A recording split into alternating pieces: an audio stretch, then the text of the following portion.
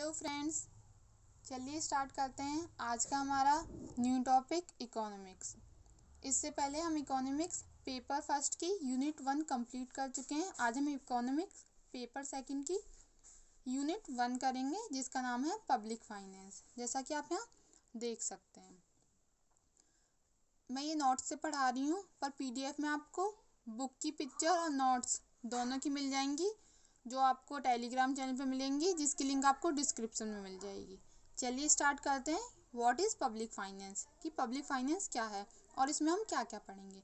इसमें हम पढ़ेंगे नेचर, पब्लिक फाइनेंस के नेचर, क्षेत्र स्कोप, महत्व सिग्निफिकेंस, निजी प्राइवेट और लोक वित्त। पब्लिक फाइनेंस की प्राइवेट पब्लिक फाइनेंस क्या होता है और पब्लिक फाइनेंस क्या होता है, दोनों अलग होते हैं। प्राइवेट अलग होता है और पब्लिक फाइनेंस अलग होता है।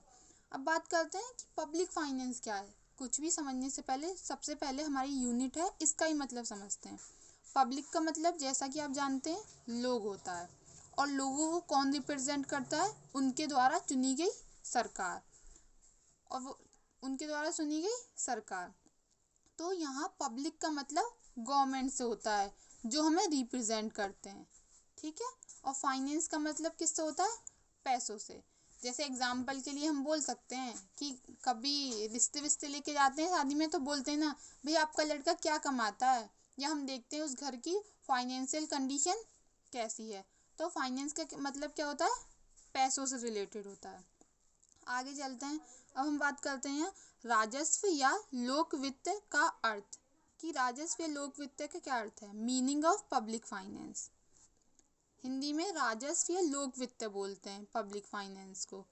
अब यहाँ पे लिखा हुआ है राजस्व संस्कृत शब्द है जो दो शब्दों से मिलकर बना है, राजन और स्व, जिसका अर्थ होता है राजा का धन, और हम जिसका अर्थ होता है राजा का धन, और राजस्व यहाँ मनुष्य को दिखाता है, ठीक है।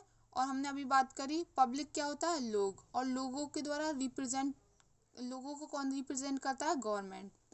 ऐसे ही यहाँ राजस्व क्या है, यहाँ राजस्व हम अपनी सरकार की बात कर रहे हैं, ठीक है। अब इंग्लिश भाषा में पब्लिक फाइनेंस को लोक वित्त बोलते हैं। इंग्लिश भाषा में पब्लिक फाइनेंस बोलते हैं, हिंदी में क्या बोलते हैं, लोक वित्त।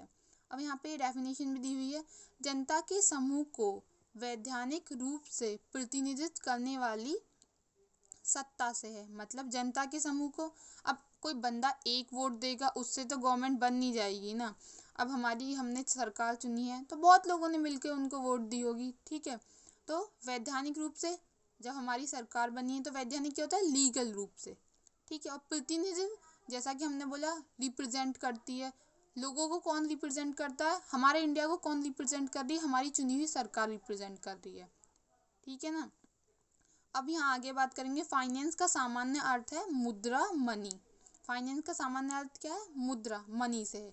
जैसा कि आप समझिए, जैसे अभी कोविड का टाइम चल रहा है, तो हमारी गवर्नमेंट हमें फ्री ऑफ कॉस्ट वैक्सीन लगा रही है। तो वैक्सीन बनाने में पैसे तो खर्च हो रहे होंगे ना, वो पैसे सरकार के पास कहाँ से आ रहे हैं। अब कहीं ना कहीं से तो पैसे आ रहे होंगे, तभी वो वैक्सीन बना रही है और हम लोगों को लगा रही है, हम लोग उसे यूज़ कर पा रहे हैं। तो पब्लिक फाइनेंस में हम यही बात करते हैं कि सरकार हमारे ऊपर पैसे कैसे खर्च करती है, और वो पैसे खर्च कर रही है तो उसे पैसे वो कैसे कमाती है। अब सरकार के पास पैसे होंगे वो तभी तो खर्च करेगी। तो यही सब चीज़ें पढ़ना पब्लिक फाइनेंस में आता है। आगे देखते हैं राजस्व या लोक वित्त की परिभाषाएं। जब आप बुक में पढ़ेंगे पीडीएफ के थ्रू, तो वहाँ पर 7-8 परिभाषाएं हैं, पर मैंने वो लिखी हैं जो बहुत ज़्यादा इम्पोर्टेंट है। जैसे सबसे पहले राजस्व निरंतर एक गतिशील विज्ञान है और सरकार के कार्य क्षेत्र एवं उत्तरदायित्वों में वृद्धि होने के साथ ही इस विषय की प्रकृति एवं क्षेत्र में भी परिवर्तन होता रहा है। इसका मतलब क्या है, आप देखिए, जैसे जैसा टाइम चेंज होता जा रहा है, लोगों की नीड्स, ज़रूरतें बदलती जा रही हैं, और सरकार के दायित्व भी बदलते जा रहे हैं। जैसे पहले शादी की एज को लड़कियों की उस समय को देखते हुए 18 का रहा, अब सरकार मांग कर रही है, या लोग भी बोल रहे हैं कि लड़कियों की शादी की एज 21 होनी चाहिए। तो क्या है, गतिशील है, ठीक है। अब आगे डाल्टन इसके अनुसार बोलते हैं, डाल्टन के अनुसार वो इसकी डेफिनेशन देते हैं, राजस्व का संबंध लोक सत्ताओं के आय और व्यय से तथा एक दूसरे के साथ समायोजन से है। राजस्व क्या है? गवर्नमेंट, और गवर्नमेंट का संबंध किससे है? लोक सत्ताओं के आय से। लोक सत्ताओं के आय मतलब जो लोगों पर सरकार खर्च कर रही है, लोगों से सरकार किस तरीके से पैसे ले रही है, इस सब का संबंधी क्या है? पब्लिक फाइनेंस है। अब इसे इंग्लिश में देखते हैं। ये डेफिनेशन बहुत इंपॉर्टेंट है, इसलिए मैंने इसे इंग्लिश में भी लिखा है। आप कोशिश करिएगा कि इसे इंग्लिश में भी याद कर लें, और जब आप एग्जाम में लिखेंगे तो बहुत ज़्यादा इफेक्ट पड़ेगा, अच्छा लगेगा। ठीक है। इट किसको रिप्रेजेंट कर रहा है? पब्लिक फाइनेंस को। It is concern with the economic and expenditure. Economic क्या है? आय है, और एक्सपेंडिचर क्या है? व्यय है। Of the public authorities. Public authorities हम लोगों से जो हमारे ऊपर जो पैसा आय, हमारे ऊपर जो खर्च हो रही है, जो हमसे आय सरकार को मिल रही है, and with the adjustment of the one of the other, और एक दूसरे के साथ समायोजन से है। ठीक है, आगे चलते हैं। Shrimati Ursula Hicks, Mrs UK Hicks, इनकी डेफिनेशन भी बहुत ज़्यादा इम्पोर्टेंट है। के अनुसार राजस्व का मुख्य विषय उन विधियों का निरीक्षण एवं मूल्यांकन करना है जिनके द्वारा शासन संस्थाएं आवश्यकताओं की सामूहिक संतुष्टि करने का प्रबंध करती हैं और अपने उद्देश्यों की पूर्ति के लिए आवश्यक कोष प्राप्त करती हैं। मतलब कि हम इसमें सब्जेक्ट में पब्लिक फाइनेंस में हम उन विषयों का निरीक्षण है, मूल्यांकन करते हैं जिसमें शासन क्या है? गवर्नमेंट है। संस्थाएं आवश्यकताओं की पूर्ति करती हैं। मतलब जैसे अभी कोविड चल रहा है तो वैक्सीन लग रही है, ये क्या है? ये लोगों की आवश्यकता है इस समय वैक्सीन, तो इसकी पूर्ति करना ये पब्लिक फाइनेंस में आ गया। दूसरा, इसकी पूर्ति के लिए आवश्यक कोष प्राप्त करती हैं। अब ये वैक्सीन वगैरह लगाने के लिए इनके पास पैसा कहाँ से आ रहा है? इस पैसे की पूर्ति के लिए ये हमारे पर टैक्स वगैरह लगाएंगे। इस सब के अध्ययन को ही क्या बोलते हैं? हम पब्लिक फाइनेंस बोलते हैं। जैसा कि आप देख सकते हैं, आप भी तो मैंने यहाँ पे सिर्फ 2 डेफिनेशन लिखी हैं, पर जब आप पीडीएफ के थ्रू बुक से पढ़ेंगे तो वहाँ 7-8 डेफिनेशन है। तो कहीं ना कहीं सब ने पूरी डेफिनेशन नहीं दी है, सभी डेफिनेशन में कुछ ना कुछ तत्व छूट गया है। तो निष्कर्ष के अकॉर्डिंग कि एक ये डेफिनेशन है, ये पूरी तरीके से सही है, इसमें ऐसा कुछ भी नहीं है जो हमने छोड़ा हो। तो अब ये पढ़ते हैं। आप वो डेफिनेशन 2 याद रखिएगा और इसको भी याद रखिएगा। अब ये क्या बोलता है? राजस्व अर्थव्यवस्था की एक विशिष्ट शाखा है जो विभिन्न सरकारों की वित्तीय व्यवस्थाओं से संबंधित सिद्धांतों, समस्याओं, नीतियों और प्रक्रियाओं का अध्ययन करती है। वित्तीय व्यवस्था से आशय सरकार की आय, व्यय, ऋण और उनके मध्य समायोजन व्यवस्था से है। सिंपल, जैसे अभी हमने बात करी थी, वित्तीय व्यवस्था क्या है? लोगों से पैसा कमाना और हम समाज के कल्याण के लिए लोगों पर पैसे खर्च करने। ठीक है, अब ये खर्च करने के लिए क्या सिद्धांत होने चाहिए, क्या प्रिंसिपल्स होने चाहिए, और खर्च करने या टैक्स लेते समय गवर्नमेंट को क्या प्रॉब्लम्स फेस करनी पड़ती हैं, और क्या वो नीति लगाती है। नीति जैसे लोक कल्याण के लिए वो आवास विकास योजना चलाई थी, और अब बेटी पढ़ाओ बेटी बचाओ ये सब योजनाएं चलाई हैं। तो ये सब क्या है? ये लोगों के कल्याण के लिए योजनाएं चलाई गई हैं। फ्री ऑफ कॉस्ट वैक्सीन लग रही है। तो इन सब का अध्ययन, और ये इस प्रोसेस में क्या क्या इनके प्रोसेस होते हैं, क्या प्रक्रिया होती हैं, यही पढ़ना पब्लिक फाइनेंस कहलाता है। अब पब्लिक फाइनेंस को 6 भागों में बांटा गया है। जैसा कि आप देख सकते हैं, राजस्व को 6 भागों में बांटा गया है। राइट, अब हम ये भाग पढ़ते हैं। अभी सिर्फ हम देखते हैं क्या क्या है। लोक या सार्वजनिक व्यय, पब्लिक एक्सपेंडिचर। सार्वजनिक आय, पब्लिक रेवेन्यू। लोक ऋण, पब्लिक डेब्ट। वित्तीय प्रशासन एवं नियंत्रण, फाइनेंशियल एडमिनिस्ट्रेशन एंड कंट्रोल। आर्थिक स्थायित्व या राजकोषीय नीति, इकोनॉमिक स्टेबलाइजेशन और फिस्कल पॉलिसी। संघीय वित्त, फेडरल फाइनेंस। संघीय वित्त, फेडरल फाइनेंस। अब हम यहाँ पढ़ेंगे कि लोक या सार्वजनिक व्यय क्या है। जैसा कि इसका पहला पार्ट ये है। अभी हम ना सिर्फ यहाँ ऐसे पढ़ेंगे, जैसे आप बुक लेने जाते हैं तो सिर्फ इसका इंडेक्स देखते हैं ना, तो अभी यहाँ छोटे छोटे पार्ट में समझा हुआ है। आप जब आगे मैं इनके चैप्टर कराऊंगी तो इनके पूरे पूरे चैप्टर हैं, तो हम पूरा जब हम वहाँ विस्तार से पढ़ेंगे। अब देखते हैं लोक या सार्वजनिक व्यय क्या है, पब्लिक एक्सपेंडिचर क्या है।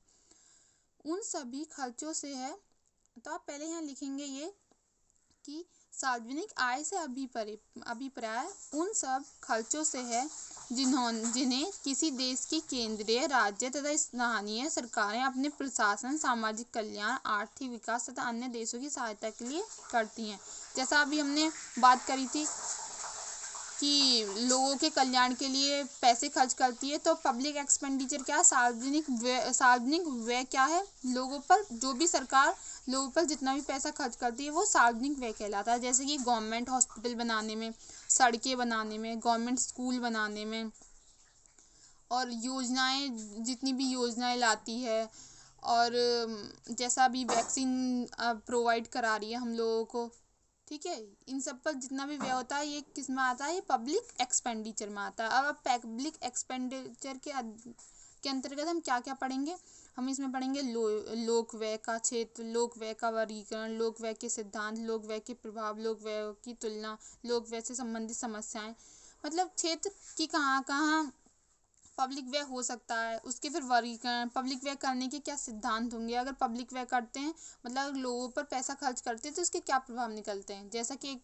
बहुत बड़ा प्रभाव आप देख सकते हैं, पहले लड़कियां और मतलब पहले लोग बच्चों को स्कूल वगैरह नहीं भेजते थे, पर स्कूल में लेडीज़ वॉशरूम वगैरह बने, गर्ल्स वॉशरूम बने, तो माँ बाप ने और ज़्यादा लड़कियों को भेजा। जब मिड डे मील की व्यवस्था हुई, माँ बाप और ज़्यादा बच्चों को पढ़ाने लगे। तो ये सब क्या है, ये प्रभाव है, और ये सब हम विस्तार से पढ़ेंगे जब हम ये चैप्टर करेंगे, ठीक है। अब आगे चलते हैं, दूसरा क्या है, सार्वजनिक आय, पब्लिक रेवेन्यू। पब्लिक रेवेन्यू, अब पब्लिक रेवेन्यू क्या है, यहाँ ये है लोक आगम। पब्लिक रेवेन्यू को क्या बोलते हैं, लोक आगम भी बोलते हैं या सार्वजनिक आय। पब्लिक रेवेन्यू क्या है, सार्वजनिक आय से अभिप्राय उस धन से है जिसको सरकार वापस करने का उत्तरदायित्व नहीं होता है। मतलब अब सरकार पैसे खर्च कर रही है तो सरकार कहीं ना कहीं से सरकार वो पैसे प्राप्त भी होते होंगे सरकार को, तो किसके थ्रू प्राप्त होते हैं, टैक्स के थ्रू, उसको ही पब्लिक रेवेन्यू बोलते हैं। जैसे कि सड़कों का निर्माण होता है तो आप वहाँ पे देखते होंगे वहाँ टोल टैक्स लगे होते हैं, जब भी ये कार या गाड़ी कुछ भी क्रॉस होती है तो हम लोगों को टोल टैक्स देना पड़ता है। अगर जैसे दारू पर सब बहुत ज़्यादा पैसा मिलता है, सरकार को बहुत ज़्यादा टैक्स लगता है, जिससे सरकार को बहुत अच्छा रेवेन्यू आता है, ठीक है। अभी विवाद भी चल रहा है केजरीवाल सरकार ने दिल्ली में, ये तो हमारा टॉपिक नहीं है, फिर भी वहाँ उन्होंने वो शॉप वगैरह खोलने के लिए बोला है शराब वगैरह की। तो शराब हो गया, पेट्रोल हो गया, आप ना अगर एक रुपए की टॉफ़ी भी खरीद रहे हैं ना, आप गवर्नमेंट को उस पर भी टैक्स दे रहे हैं, सरकार उस पर भी हमसे पैसा ले रही है, ठीक है ना। तो सरकार इस तरीके से कमाती है। अब हम बात करेंगे पब्लिक डेब्ट की। तो पब्लिक डेब्ट क्या है, पब्लिक डेब्ट को हिंदी में क्या बोलते हैं, सार्वजनिक ऋण। क्या बोलते हैं, सार्वजनिक ऋण का सीधा अर्थ है सरकार का ऋण, जो सरकार ऋण लेती है। और सरकार किस तरीके से ऋण लेती है, दो प्रकार से लेती है, पहला और ये दूसरा। पहला देश के भीतर से आंतरिक, या दूसरा बाहरी विदेशों से। देश के भीतर से कैसे, जैसे आरबीआई से ले लिया, आरबीआई से, बाहरी किसी विदेश से ले लिया या वर्ल्ड बैंक से ले लिया, किससे, वर्ल्ड बैंक से ले लिया, ठीक है। अब इसके क्या क्षेत्र हैं, इसके अंदर हम क्या पढ़ते हैं, लोक ऋण के क्षेत्र, ये सब आप देख लीजिएगा जब हम बुक से विस्तार से पढ़ेंगे, जब बात करेंगे। पर हम यहाँ बात करते हैं सरकार को ऋण लेने की ज़रूरत क्या पड़ती है। देखिए, ऋण उस स्थिति में लिया जाता है जब सरकार के पास पब्लिक रेवेन्यू, ये जो अभी हमने पढ़ा है पब्लिक रेवेन्यू, जो टैक्स के थ्रू सरकार के पास पैसा आता है वो तो कम आ रहा है और सरकार का व्यय ज़्यादा हो रहा है। जैसे इस टाइम ये जो सिचुएशन चल रही है हमारी कोविड की, इस टाइम सभी को वैक्सीन लगना बहुत ज़रूरी है, और हो सकता है इतना टैक्स ना आ रहा हो और हमारा रेवेन्यू तो कम हो, पर हमें उस पर पब्लिक एक्सपेंडिचर, लोगों को पर खर्चा ज़्यादा करना पड़ रहा हो, तो सरकार के पास ऐसे टाइम में पैसे नहीं रहेंगे तो सरकार कहाँ से लेगी, या तो विदेश से लेगी या अपने ही देश के भीतर से लेगी, बैंकों से, या ओपन इन्वेस्टमेंट करा सकती है। जैसे कि अगर रेलवे वगैरह की सड़कें बन रही हैं, तो सरकार उन्हें ओपन इन्वेस्टमेंट उन सरकार डायरेक्ट लोगों को उनके स्टॉक दे सकती है। ठीक है, इसके जब हम इसका चैप्टर पढ़ेंगे तो विस्तार से बात करेंगे। ये सरकार कर्जा क्यों लेती है, ये समझ में आया। अब आगे चलते हैं। अब हम इसका चौथा पार्ट पढ़ते हैं, वित्तीय प्रशासन एवं नियंत्रण। ये क्या होता है? तो सार्वजनिक आय, सार्वजनिक व्यय, लोक ऋण तथा सभी वित्तीय क्रियाओं का प्रबंधन जिस संगठन के अंडर होता है उसे वित्तीय प्रशासन कहते हैं। जैसा कि आप जानती होंगी, हमारी वित्त मंत्री कौन है? रेस्पेक्टेड सीतारमण जी। तो जैसे कि बजट का निर्माण होता है, जैसे ये जितनी भी प्रक्रिया हो रही है, जितनी भी वित्त से रिलेटेड चीज़ें जुड़ी होती हैं, वो किसके अंदर होती हैं? किस मिनिस्ट्री के अंदर होती हैं? वित्तीय प्रशासन के अंदर। ठीक है, इसका भी अलग से चैप्टर है, हम वहाँ से और अच्छी तरीके से इसका डिस्कशन करेंगे। अब हम आगे चलते हैं अपने ये लास्ट दो टॉपिक पर। आर्थिक स्थायित्व या राजकोषीय नीति क्या है? आर्थिक स्थायित्व है कि सार्वजनिक व्यय जो पब्लिक एक्सपेंडिचर हो रहा है तथा सार्वजनिक आय जो हमें पब्लिक रेवेन्यू हो रहा है। जैसे मैंने अभी बताया था, सरकार को कर्जा लेना पड़ता है। सरकार को कर्जा लेना क्यों पड़ता है? क्योंकि सरकार, हमारा रेवेन्यू, हमारा टैक्स, जो सरकार के पास पैसा आता है वो तो कम हो जाता है, पर पब्लिक एक्सपेंडिचर, उसका खर्चा बहुत अधिक हो जाता है, तो सरकार को कर्ज लेना पड़ता है। पर जो सरकार खर्चा करती है और जो सरकार पैसे कमाती है उसमें तालमेल बैठाना, उसको स्टेबल करना, वही आर्थिक स्थायित्व या राजकोषीय नीति कहलाता है, जिसे फिजिकल पॉलिसी भी बोलते हैं। इसका भी आगे पूरा चैप्टर है, जब हम और वहाँ ब्रीफ तरीके से बात करेंगे विस्तृत रूप से। फिर हम छठा पढ़ते हैं लास्ट, संघीय वित्त। फेडरल फाइनेंस क्या है? इसके अंतर्गत केंद्र और राज्य सरकारों के मध्य वित्तीय संबंधों के सिद्धांत, आय और व्यय के मदों के बंटवारे की व्यवस्था का अध्ययन करते हैं कि अगर टैक्स लिया जा रहा है तो वो टैक्स, कौन सा टैक्स वो स्टेट के पास जाएगा, कौन सा सीधे सेंट्रल के पास जाएगा, किस तरीके से वहाँ वित्त बजट का बंटवारा होगा। ये सब हम ये सब कहाँ पढ़ेंगे? हम पढ़ेंगे संघीय वित्त में, कि सरकार के पास कितना जाएगा या केंद्र सरकार कहाँ व्यय करेगी और राज्य सरकार कहाँ व्यय करेगी, लोगों पर कहाँ खर्च करेगी। ठीक है, आज के लिए इतना ही। ये इस चैप्टर का पार्ट 1 है, इसका भी पार्ट 2 आएगा, उसके बाद ये चैप्टर ख़त्म हो जाएगा। अगर कुछ भी प्रॉब्लम है, कोई भी डाउट है तो कमेंट करिएगा। Okay friends, bye.